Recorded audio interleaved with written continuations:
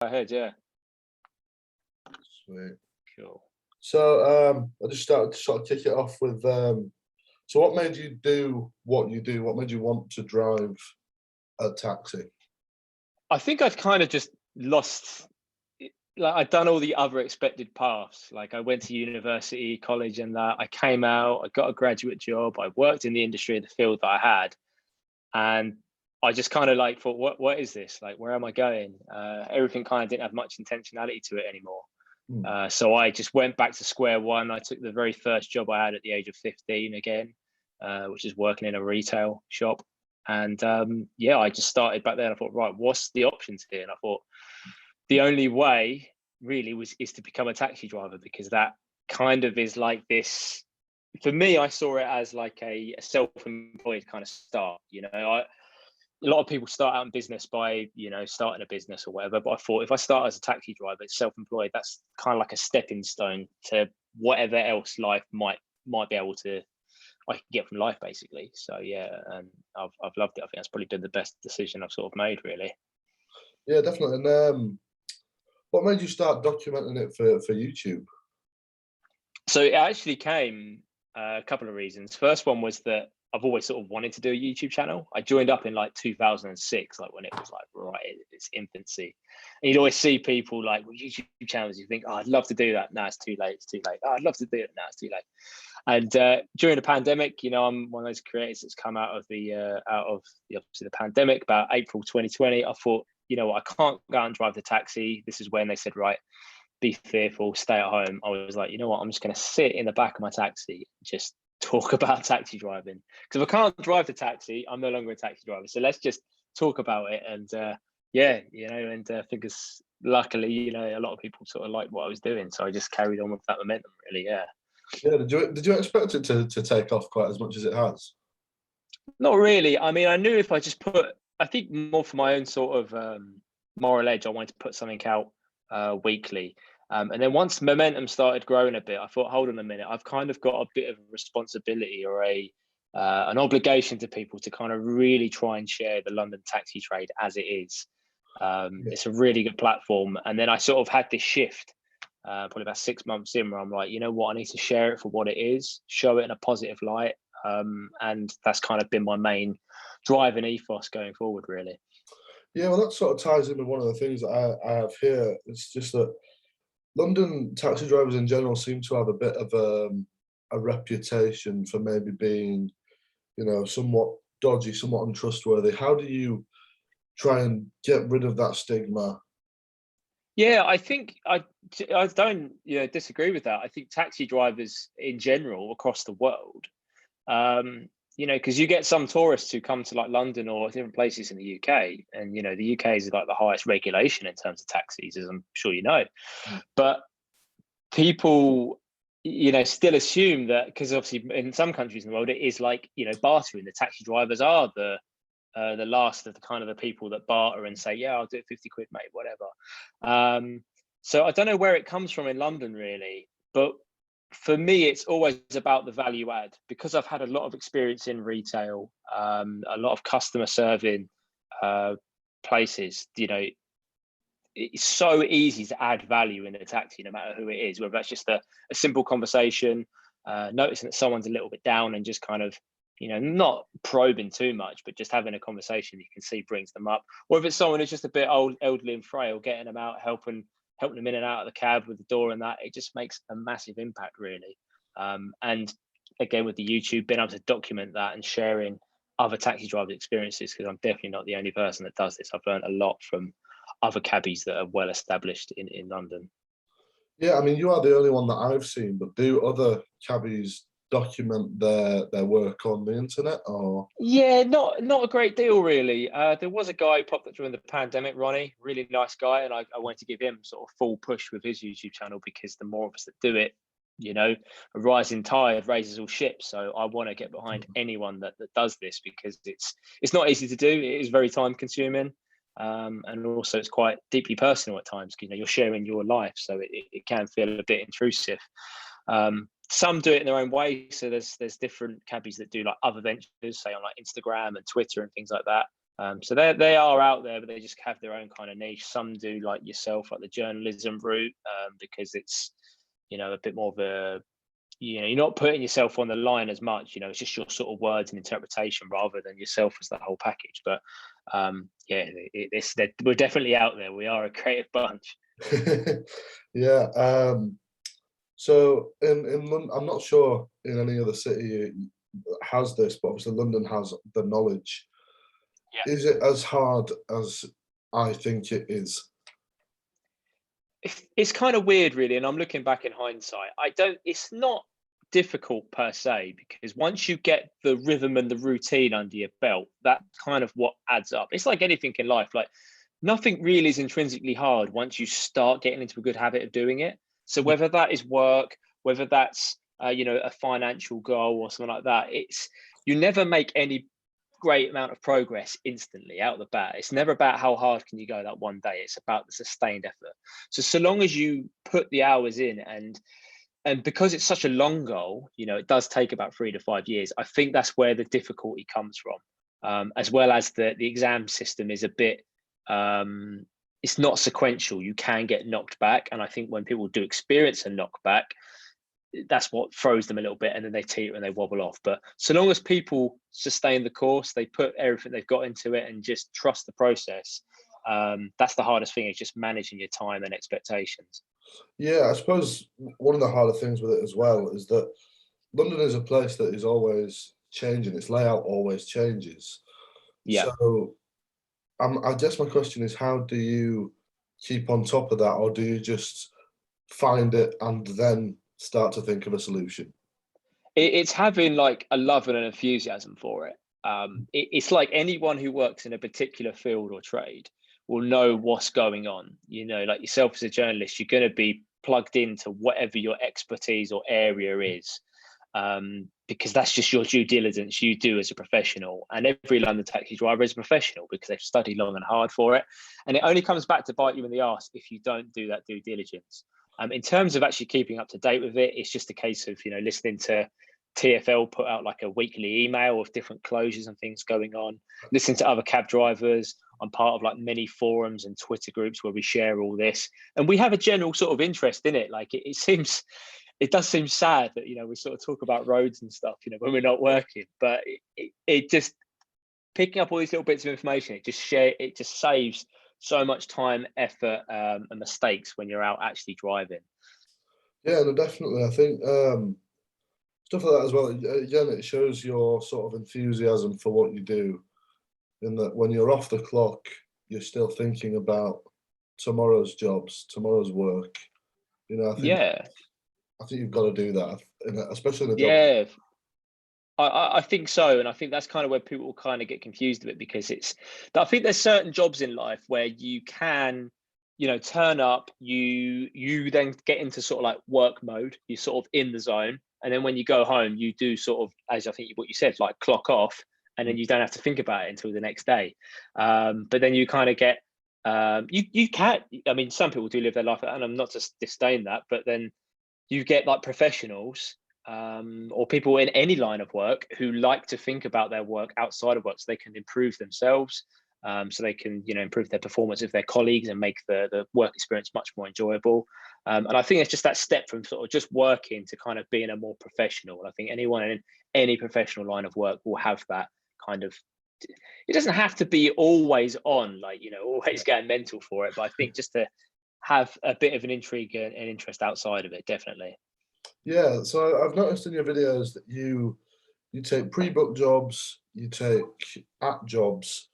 Do you Yeah. see less of the traditional sort of hailing down a cab off the side of the road, or is that still sort of your main source of a passenger? Yeah, that still very much is my main source of a passenger. And I always prioritize that as well, because it is our uniqueness as a London cab. We have what's called the right to apply for hire, whereby you stick your hand up, and you stop the taxi, you get in it.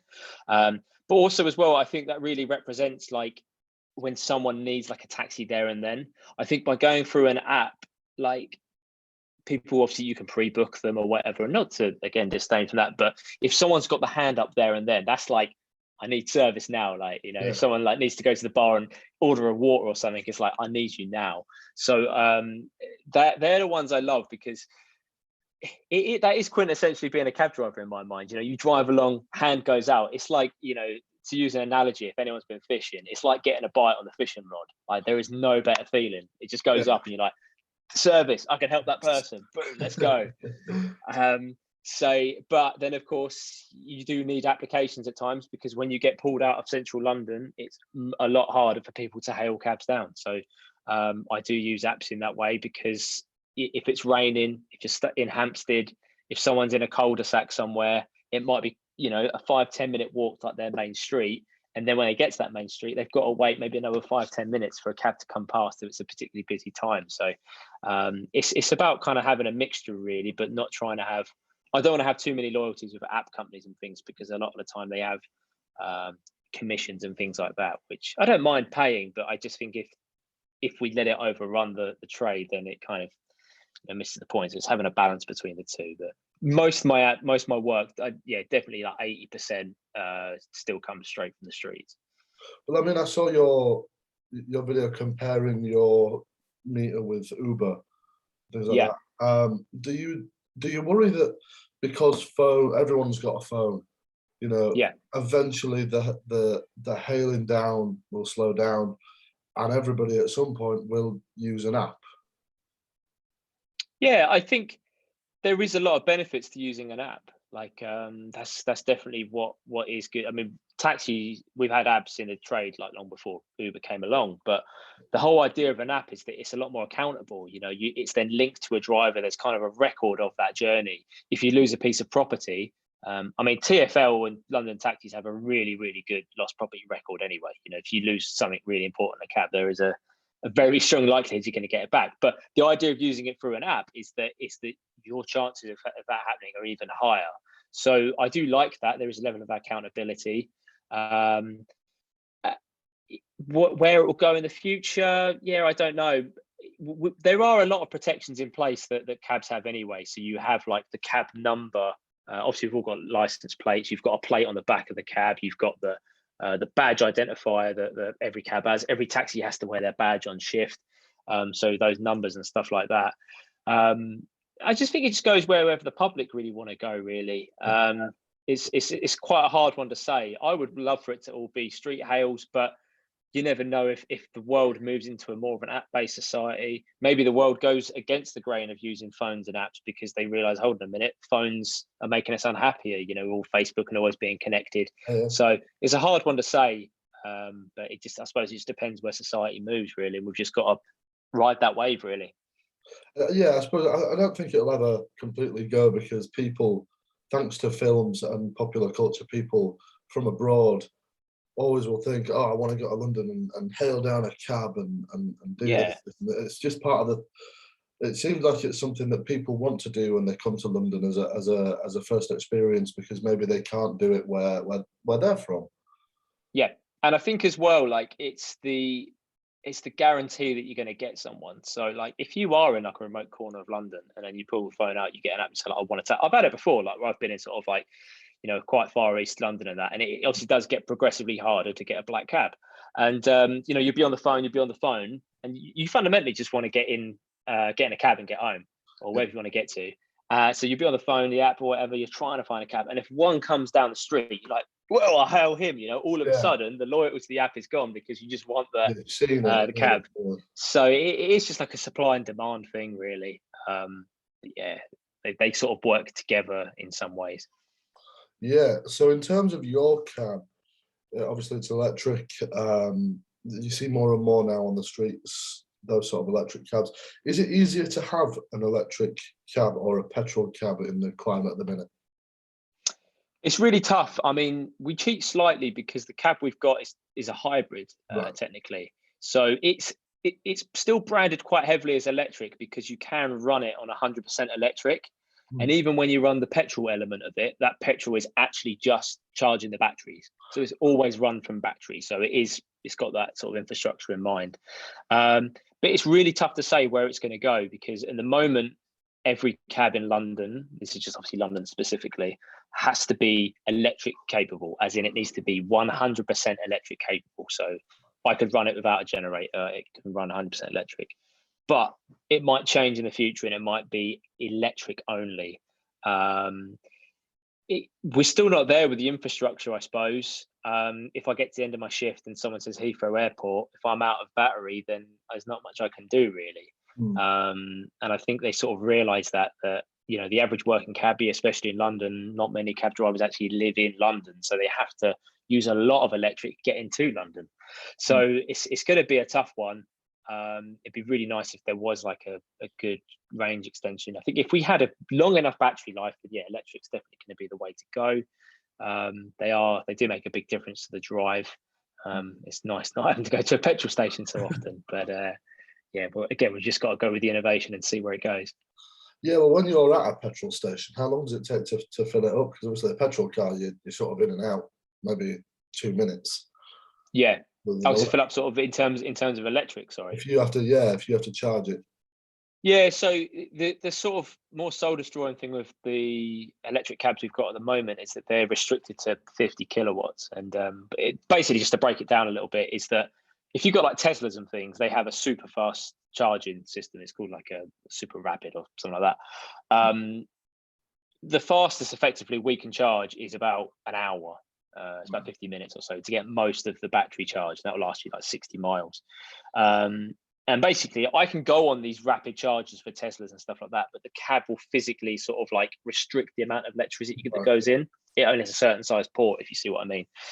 So in future iterations, that might, in theory, what it basically means is that I should be able to get onto one of these Tesla chargers or one of these super fast chargers, and that same amount of charging, the amount of electricity it puts in, should take about 20 minutes. And that would be a big game changer, because by the time you've stopped, got out, stretched your legs, had something to eat, 20 minutes is gone. But at the moment, it's an hour, which is quite hard to try and kill an hour, especially when you sort of want to be active and want to be working. So it does need to sort of change in the future, definitely.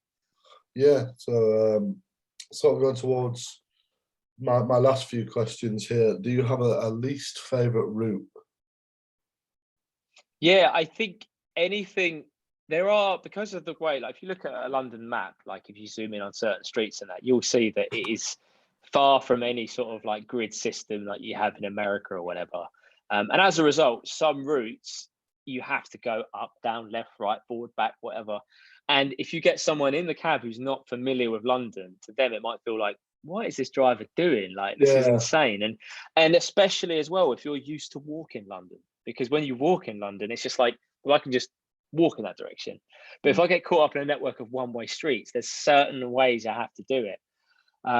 So I wouldn't say hate them, but I get a bit on edge when I really have to think, because I'm having to think about the sort of the quickest route, but I'm also having to do it in a way that the passenger doesn't think like, what the hell are you doing? So I sort of say to them, as soon as they get in, I say, look, this will be because of the way the roads are, this will be a little bit twisty. I do have to shimmy around a little bit, shall we say.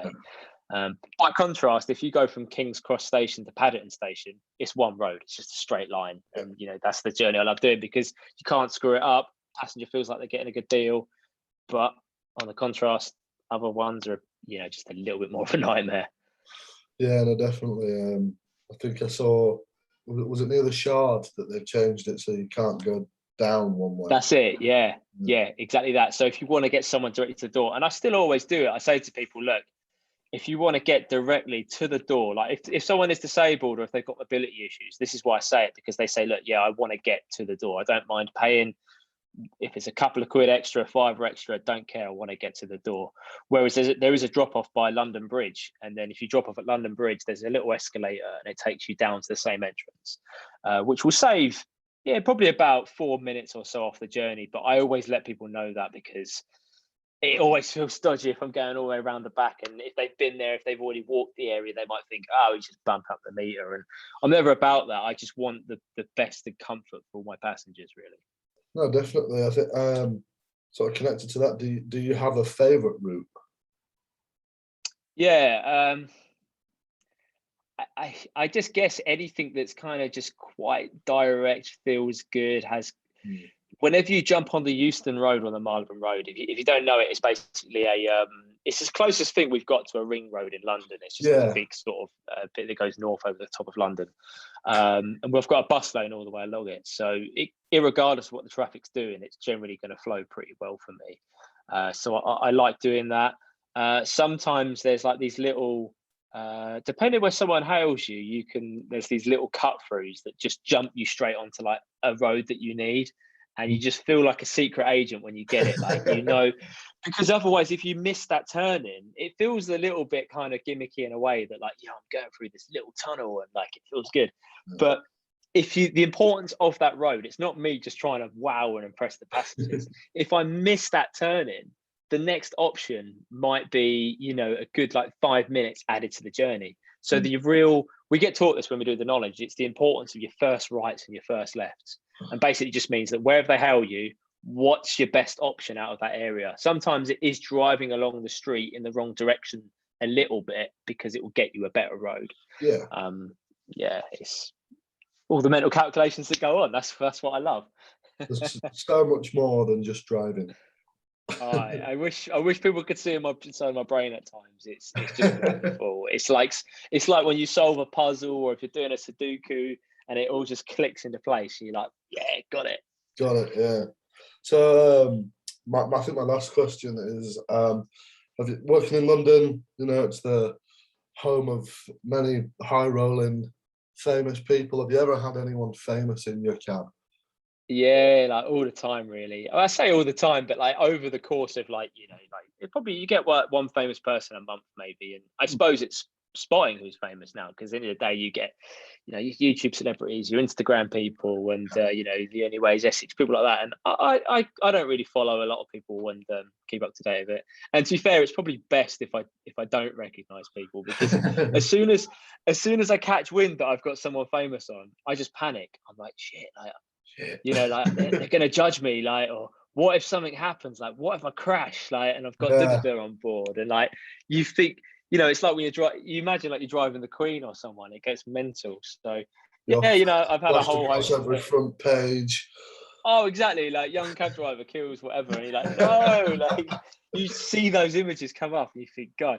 But no, it just comes from an area of caring, really, caring for the passenger. And it doesn't really make much difference, because I don't really like to sort of, if they talk to me or we sort of start a conversation, that's cool, but I won't try and get that out of these people, because at the end of the day, they get in a cab because it's a much more private way of getting around. They're not going to be hounded by as many people. So I like to respect that. But, I've had like people like, Brian Johnson, like the lead singer of AC/DC, Bricktop from Snatch, Jeremy Paxman, Hugh Laurie. It's always sort of amazing when you get these people and you're like, wow. It just makes you sort of realize that I feel like that what I do goes a long way, and you usually get a good tip out of them as well. So I think they really respect the service that we offer as well. And I think that's the best kind of commendation or kind of PR that we can have, that they jump in a black cab. It just feels amazing, really. Yeah, it's almost like a validation, isn't it? If it's good enough for the best of the best, then like when you see the restaurant that's got like a picture of like David Beckham dining there or whatever, you're like, wow, that must be a good place. He goes there, like he puts his seal of approval on it. You should do that. I think you should do that. Just everyone, just on the back window or something. Just you. Yeah, we do. Like we do have like a Facebook group called Save Our Black Taxis, and it kind of is like our own. There's a lot of cab drivers in there, cab driver wives, people that support the trade, want to get rides and stuff. And whenever someone does have a celebrity on board, like we put a photo up in the page to say, this person uses black cab, and everyone's like, wow, I really respect that person. They help keep our trade going, because fundamentally we are all individual businesmen and women, and without these people getting in cabs, without the normal everyday people getting in our cabs, we wouldn't survive. So we always love to share it and commend on that, because it just feels so good. Yeah, brilliant. Well, that's everything from me. So thank you very much.